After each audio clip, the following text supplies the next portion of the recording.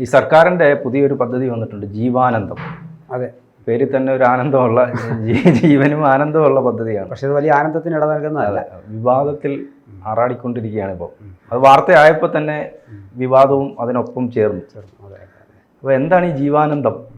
എന്താണ് അതിന് വിവാദമാകാനുള്ള കാരണം? അത് പിന്നെ കേരള സമൂഹത്തിൽ പലപ്പോഴും ഈ ആട്, തേക്ക്, മാഞ്ചിയം, സ്വർണ്ണച്ചേന, സ്വർണ്ണ ഉരുളി, പുരാവസ്തു ഇതിലൊക്കെ പിന്നെ പ്രബുദ്ധരെന്ന് പറയുന്ന മലയാളി വീണുകൂട്ടാണ്. അപ്പോൾ അത് പൊതുസമൂഹത്തിൽ നിന്ന് ഇങ്ങനെ വരുന്നതാണെങ്കിൽ ഇത് സർക്കാരിൻ്റെ ഭാഗത്തു നിന്ന് ഏതാണ്ട് ഇതുപോലൊരു തട്ടിപ്പ് ആണ് ഇപ്പോൾ ഈ ജീവാനന്ദം എന്ന പേരിൽ. ഇത് സത്യത്തിൽ നമ്മുടെ ബജറ്റിൽ സർക്കാർ ജീവനക്കാർക്കായി എന്ന് പറഞ്ഞിരുന്ന ഈ ആനുറ്റി സ്കീം എന്ന് പറഞ്ഞത് അപ്പോൾ വിചാരിച്ച് നല്ല സംഭവമായിരിക്കും എന്നൊക്കെ ആൾക്കാർ ചിന്തിച്ചിട്ടുണ്ടാവും.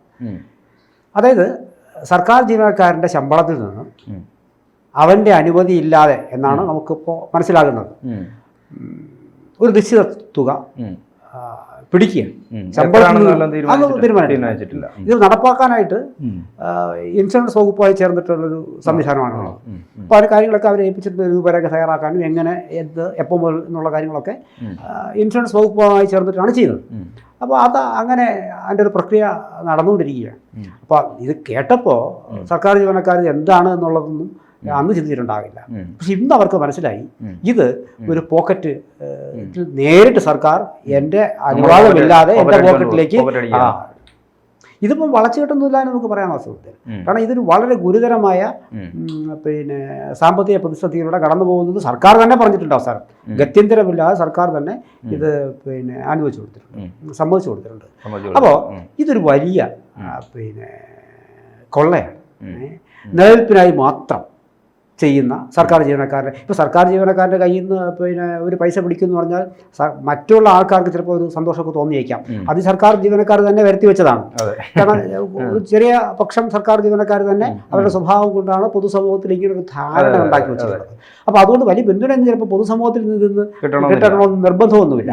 പക്ഷേ ഇതിൻ്റെ ഒരു മനുഷ്യാവകാശ ലംഘനമുണ്ട്, അവകാശ ലംഘനമുണ്ട്. ഇപ്പോൾ മെഡിസപ്പ് പദ്ധതി ഇൻഷുറൻസാണ്. ഇത് നിങ്ങൾക്ക് ഓപ്ഷൻ കൊടുക്കാമല്ലോ, അതിൽ പങ്ക് ചേരണമോ വേണ്ടയോ. അപ്പോൾ അത് ചേരാതെ, അതിനോട് അവസരം കൊടുക്കാതെ, അതിൽ നിർബന്ധമായി എന്നെ ഉൾപ്പെടുത്തി കഴിഞ്ഞിട്ട് ഞാൻ ഈ കാർഡുമായിട്ട് ഏതെങ്കിലും ഹോസ്പിറ്റൽസിൽ, ഒട്ടുമിക്ക മികച്ച ഹോസ്പിറ്റൽസ് ഒന്നും തന്നെ ഈ മെഡിസിൻ പദ്ധതിയുടെ കീഴിൽ വരുന്നില്ല. ഇനി ഉണ്ട് എങ്കിൽ നമ്മളവിടെ ചെന്ന് കഴിഞ്ഞാൽ ആയിരം നൂലാമാലകൾ പറഞ്ഞിട്ട് നമുക്ക് ലഭ്യമാവുകയില്ല. ലഭ്യമാകുന്നില്ല എന്നൊക്കെ ചിലർക്കൊക്കെ ഇത് കിട്ടുന്നുമുണ്ട്. ഈ പറയുന്ന മന്ത്രിമാരും ആരും ഈ ഹോസ്പിറ്റൽസ് ഒന്നും പോകുന്നവരല്ല. അപ്പോൾ ഇത് നമ്മൾ ഗതികെട്ടവരെ നമ്മൾ ഇങ്ങനത്തെ പോക്കണം. നിർബന്ധപൂർവ്വം എൻ്റെ ആരോഗ്യത്തിൽ സർക്കാരിന് ഒരു താല്പര്യം തോന്നുകയാണ്. എനിക്കില്ലാത്ത താല്പര്യം സർക്കാരിന് തോന്നുന്നതാണ്.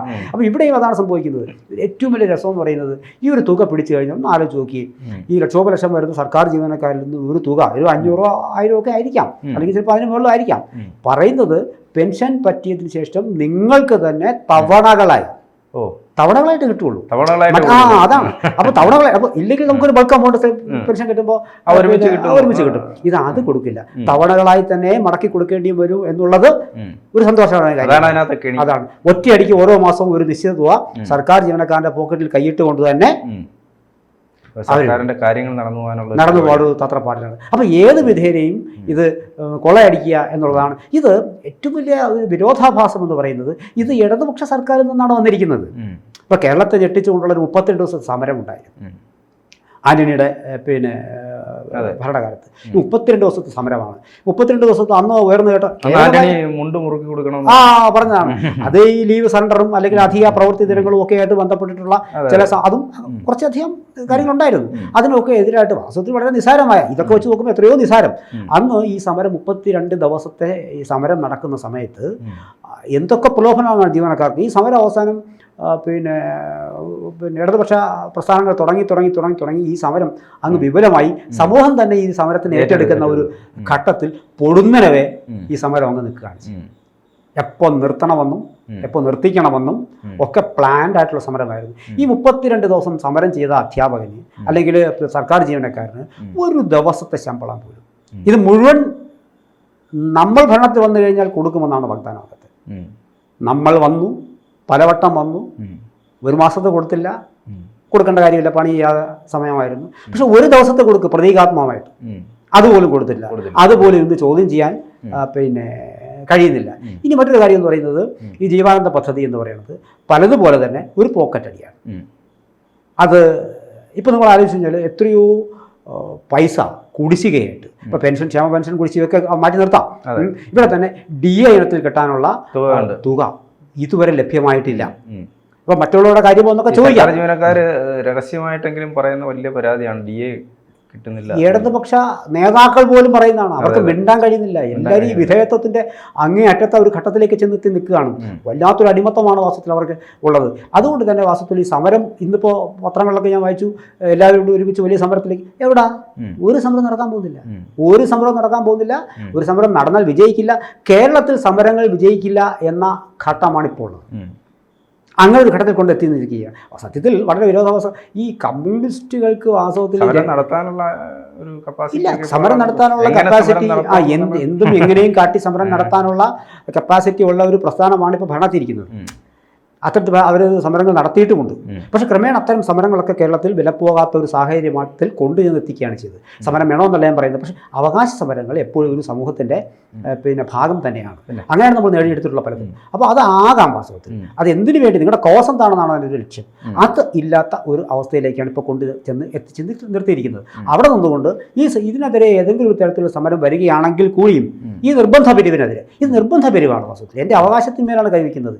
എൻ്റെ ആരോഗ്യം സംരക്ഷിക്കാൻ, എൻ്റെ സന്തോഷം സംരക്ഷിക്കാൻ, റിട്ടയർമെന്റിന് ശേഷം എൻ്റെ ജീവിതം സുഖകരമാക്കാൻ എന്ന പേരിൽ ആരോഗ്യമുള്ളപ്പോൾ എൻ്റെ ഇത് പൈസ പിടിച്ചെടുത്തിട്ട് അത് ഒരു തുകയായിട്ട് എൻ്റെ കയ്യിൽ തരുന്നില്ല. അത് അനുഭവിക്കാൻ ഞാൻ ഉണ്ടാകുമോ ഇല്ല എന്നുള്ളതിനെ അറിയും. അപ്പോൾ ഇത്രമേൽ സർക്കാരിന് പിന്നെ ജീവനക്കാരുടെ മേൽ ഒരു താല്പര്യം ഉണ്ടായിരുന്നെങ്കിൽ മറ്റ് എന്തെയോ ഇപ്പോൾ DA കൊടുക്കണ്ടായിരുന്നു. അവർക്ക് അനുവദിച്ചു കൊടുക്കാനുള്ള പൈസ അനുവദിച്ചു കൊടുക്കാമായിരുന്നല്ലോ. അപ്പോൾ ഇത്രയും ഉള്ളപ്പോൾ തന്നെ ഈ ക്ഷേമ പെൻഷനുകൾ തന്നെ ഇത്ര മാസം ഇനി തുടർച്ചയായി കൊടുക്കും, ആ 2 മാസം അവിടെ കുടിശ്ശിക നിൽക്കട്ടെ, ഇനി കൊടുക്കുമെന്നൊക്കെ പറഞ്ഞിട്ട് എവിടെയായി? ഇതൊക്കെ ഈ ഒരു പറ്റിപ്പ് പ്രസ്ഥാനങ്ങളാണ്. ലക്ഷ്യം കൊടുക്കുക എന്നുള്ളതല്ല ലക്ഷ്യം. ഇപ്പോൾ പൂച്ച പെറ്റ് കിടക്കുന്ന, പൂച്ചവിലകത്ത് കയറാറിയില്ല. ഇപ്പോൾ മാവേലിശ്വറിൽ നമ്മൾ ചെല്ലുമ്പോൾ സ്വാഭാവികമായിട്ടും എലിയൊക്കെ കാണാറുണ്ട്. എലി ഇപ്പോൾ അവിടെ പോകാറില്ല. അത്ര ഒരു ഗതികെട്ട അവസ്ഥയിലാണ് വാസ്തവത്തിൽ നമ്മുടെ സാധനം പലപ്പോഴും ഈ സർക്കാരിൻ്റെ. പ്രത്യേകിച്ചും ഇപ്പോൾ എടുത്തു പറയണം, ഇതൊക്കെ ഒരു ഇടതുപക്ഷ സർക്കാരിൽ നിന്നാണ് ഉണ്ടാകുന്നത് എന്നുള്ളതാണ് ഏറ്റവും ഖേദകരമെന്ന് പറയുന്നത്. സമരം ചെയ്യാൻ പോലും ഇവിടെ ആളുണ്ടാകില്ല വാസ്തവത്തിൽ. പക്ഷേ ജീവനക്കാർക്കെതിരായി ചിലപ്പോൾ പ്രതിപക്ഷത്തിന് ഇത്തരം കാര്യങ്ങൾ പ്രതിപക്ഷ നേതാക്കൾ പലരും അടക്കം പറയുന്നതിന് ഇത് ഇദ്ദേഹത്തിനടുത്ത് അല്ലെങ്കിൽ ഈ പിന്നെ ഇവരുടെ സമരം ചെയ്തിട്ട് ആരും തിരിഞ്ഞു നോക്കില്ലെന്നേ. ഈ സമരത്തിനെ പൊളിക്കാനുള്ള എല്ലാ തന്ത്രം ഇവർക്കറിയാം. അപ്പോൾ അവർ എൻ്റെ വ്യക്തിപരമായിട്ട് തന്നെ ഞാൻ പല ആൾക്കാരോട് സംസാരിക്കുമ്പോൾ അവർ പറയുന്നത് ഈ സമരം ചെയ്ത് എന്ത് ചെയ്യാനാ? ഈ നമ്മുടെ പിന്നെ PSC നിയമനവുമായി ബന്ധപ്പെട്ടിട്ട് ആൾക്കാർ സെക്രട്ടറിയുടെ ചുറ്റും ചാനപ്രശ്നം നടത്തി എത്ര ദിവസം കഴിഞ്ഞു? എന്ത് ചെയ്തു ഇവിടെ നാട്ടിൽ? ഒന്നും ചെയ്തിട്ടില്ല. അപ്പോൾ അങ്ങനെ വരുമ്പോൾ സ്വാഭാവികമായിട്ടും ഇത് പൈസ എവിടെയുണ്ട് എന്നിങ്ങനെ നോക്കി നടക്കുമ്പോൾ അവസാനം ഇവൻ്റെ പോക്കറ്റിലേ ഉള്ളൂ. ഒന്നാമത് അവനിപ്പം പട്ടിണിയും പരിവട്ടമാണ് വാസ്തവത്തിൽ. ജീവനിലവാരത്തിനനുസരിച്ചുള്ള പൈസ കിട്ടുന്നുണ്ടോ എന്ന് ചോദിച്ചാൽ പലപ്പോഴും കിട്ടുന്നില്ല എന്നാണ് പറയാൻ. അതും അവിടെ നിൽക്കട്ടെ. ഈ പിന്നെ ജീവനക്കാരൻ്റെ അവസ്ഥ, എല്ലാ ജീവനക്കാരും അല്ല നമ്മൾ ഈ പറയുന്നത്, ഒരു ചെറിയൊരു വിഭാഗമെങ്കിലും ഇപ്പോൾ കൈക്കൂലി കേസിൽ അറസ്റ്റ് ചെയ്യുന്ന എത്രയോ വാർത്തകൾ നമ്മൾ വായിക്കാറുണ്ട്. ഇനി അത് കൂടും ചിലപ്പോൾ. കാരണം അവനിപ്പോൾ EMI അടയ്ക്കണം, ഓരോരോ ലോണുകളുണ്ട്, ഓരോ മാസം അടച്ചു തീർക്കാനുള്ള പിന്നെ കണക്ക് കൂട്ടിയാണ് 31-ാം തീയതി കഴിയുമ്പോൾ ഇറങ്ങി വരുന്നത്. അപ്പോൾ അതിലൊരു 500 1000 കുറഞ്ഞാൽ വീണ്ടും പ്രശ്നമാകും. ആ പ്രശ്നം നിൽക്കുമ്പോഴായിരിക്കും ഞാനോ നിങ്ങളെ കൊണ്ട് സാറേ 100 രൂപ കൊടുക്കുന്നത്. അത് ഒരു പക്ഷേ വാങ്ങിപ്പോകുന്ന ആൾക്കാരും ഉണ്ടായിക്കാൻ ന്യായീകരിക്കല്ല, അത് തെറ്റാണ്, ഒന്നും നമ്മൾ നോക്കി. പക്ഷേ അവിടെ അവനെ പ്രലോഭിപ്പിക്കുകയാണ്. അപ്പോൾ ആ ഒരു ഘട്ടത്തിൽ ഇപ്പോൾ നമ്മൾ പോലീസ് ഡിപ്പാർട്ട്മെൻറ്റൊക്കെ പലരും പറയുന്നുണ്ട് അത് ഗതികേടിൽ നിന്നാണ് ഈ കൈക്കൂലിലേക്ക് പോകുന്നത്. അതും ഇൻഡയറക്റ്റായിട്ട് ചിന്തിച്ചു കഴിഞ്ഞാൽ അതിനും കൂടിയുള്ളൊരു അവസ്ഥയാണ് ഉണ്ടായി കൊടുക്കുന്നത്. അതിൽ സർക്കാർ ജീവനക്കാർക്ക് നാൾ വരെ എന്തെങ്കിലും ഒരു നന്മയോ തിന്മയോ ഉണ്ടായിരുന്നെങ്കിൽ, ചീത്തപ്പേര് ഉണ്ടായിരുന്നിരിക്കട്ടെ, ആ ചീത്തപ്പേര് ഇനിയും കൂട്ടാനുള്ള ശ്രമം വാസ്തവത്തിൽ ഇതിനകത്തുണ്ടാവും. ഇത് ഒന്നാം തരം കൊള്ളയടിയാണ്.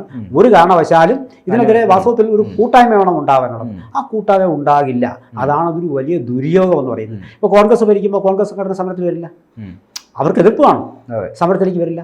ഇപ്പോൾ ഏറ്റവും വലിയ പ്രസ്ഥാനങ്ങളെന്ന് പറയുന്നത് ഇപ്പോൾ ഭരണത്തിലിരിക്കുന്ന ഇടതുപക്ഷ സംഘടനയാണ് ഏറ്റവും വലിയ സംഘടനകൾ. അവർ ഒരിക്കലും എതിർപ്പുണ്ടെങ്കിൽ പോലും സമരത്തിൽ വരാൻ അവർക്ക് കഴിയില്ല. പക്ഷെ മറ്റവർ സമരം ചെയ്തെങ്കിലെന്ന് ഇവർക്ക് ആഗ്രഹമുണ്ട് താനും. അപ്പോൾ അങ്ങനെ ഒരു ത്രിശങ്കൂലാണ് അവർ നിൽക്കുന്നത്. പക്ഷെ പേരിന് അവർക്ക് ഒരുമിച്ച് നിന്ന് ഒരു ഫെഡറേഷൻ്റെ പ്രതിപക്ഷ സംഘടന യൂണിയൻ ഒന്നും ശക്തമല്ലെന്ന് തോന്നുന്നു. ശക്തമല്ലാത്തതല്ല. അവർ നിങ്ങൾ എങ്ങനെ നാവെടുത്ത് പറയും? പണ്ട് കരുണാകരൻ പിള്ളയും അതുപോലെ അങ്ങനെ കമ്പറ നാരായണൻ. അന്ന് പക്ഷേ ഇത്രയും ഇല്ലായിരുന്നു. അഭിപ്രായ സ്വാതന്ത്ര്യം ഉണ്ടായിരുന്നു, വേറിട്ടൊരു അഭിപ്രായ സ്വാതന്ത്ര്യം ഉണ്ടായിരുന്നു. പക്ഷെ ഇന്നതില്ല. ഇന്നതില്ല എന്ന് മാത്രമല്ല, അന്ന് അങ്ങനെ നിങ്ങൾ ആരെങ്കിലും ഒരു യൂണിയൻ നേതാവ് അഭിപ്രായം പറഞ്ഞത് കാട്ടിത്തരും, നടക്കില്ല. അതായത് അന്നത്തെ ഈ സർവീസ് സംഘടനാ നേതാക്കന്മാര് അവരുടെ സർക്കിളിനപ്പുറത്തേക്ക് വളർന്ന ആളുകളാണ്. അതാണ് ആ പൊതുജനത്തിന് അവരെ അറിയാം. അതാണ് കാര്യം. പക്ഷെ ഇപ്പൊ അതല്ല. ഞാൻ ഇന്ന സംഘടന ആളാണെങ്കിൽ ആ സംഘടനയുടെ രാഷ്ട്രീയവുമായി ബന്ധപ്പെട്ട് മാത്രമാണ് എൻ്റെ കാഴ്ചയും കാഴ്ചപ്പാടും പ്രവർത്തനവും ഒക്കെ തന്നെ. മറ്റേ വിഭാഗത്തിൽ. അപ്പോൾ അതിനപ്പുറത്തേക്ക് അവർക്ക് പോകാനുള്ളൊരു സാഹചര്യം ഇവിടെ വരുന്നില്ല. അത് ഭരിക്കുന്ന പാർട്ടിക്ക് വളരെ വ്യക്തമായിട്ട് അറിയാം ഇതാണ് സാഹചര്യം, ഉറപ്പായി ഇപ്പം പിടിച്ചാൽ നിൽക്കും, കുറച്ച് പൈസ നിന്ന് കിട്ടും. അപ്പോൾ നമ്മൾ നമുക്ക് ചുറ്റുപാടിൽ നിന്നും എങ്ങനെയൊക്കെ കൊള്ളയടിക്കാം, അത്തരത്തിലെല്ലാം കൊള്ളയടിച്ചുകൊണ്ട്. ഇല്ലെങ്കിൽ പിന്നെ ഈ 90-80 വയസ്സായ അമ്മൂമ്മമാർ പിന്നെ പിഴച്ചട്ടിയുമായിട്ട് ഇറങ്ങില്ലല്ലോ. അവർക്ക് പ്രശസ്തിയല്ല വലുപ്പം, വയറാണ് വലുത്. അപ്പോൾ അതിനിടയിലാണ് വാസ്തവത്തിൽ ഈ വലിയ ധൂർത്തും കാര്യങ്ങളും ഒക്കെ ആരോപിക്കുന്നതിനിടയിൽ ഇത് അനവസരത്തിലുള്ള ഒരു കയ്യിട്ടുമാരലാണ് വാസ്തവത്തിൽ. എനിക്ക് യാതൊരു തർക്കവുമില്ല. അതാണ് ജീവാനന്ദ വാസ്തവത്തിൽ ഇതൊരു പിന്നെ ക്രൂര വിനോദമാണ്. സർക്കാരിൻ്റെ ജീവൻ നിലനിർത്താനുള്ള ആനന്ദമാണ്. കൂടുതൽ വാർത്തകളും വിശേഷങ്ങളും നിങ്ങളിലേക്ക് എത്താൻ ABC മലയാളം സബ്സ്ക്രൈബ് ചെയ്യുക, ബെൽ ബട്ടണും അമർത്തുക.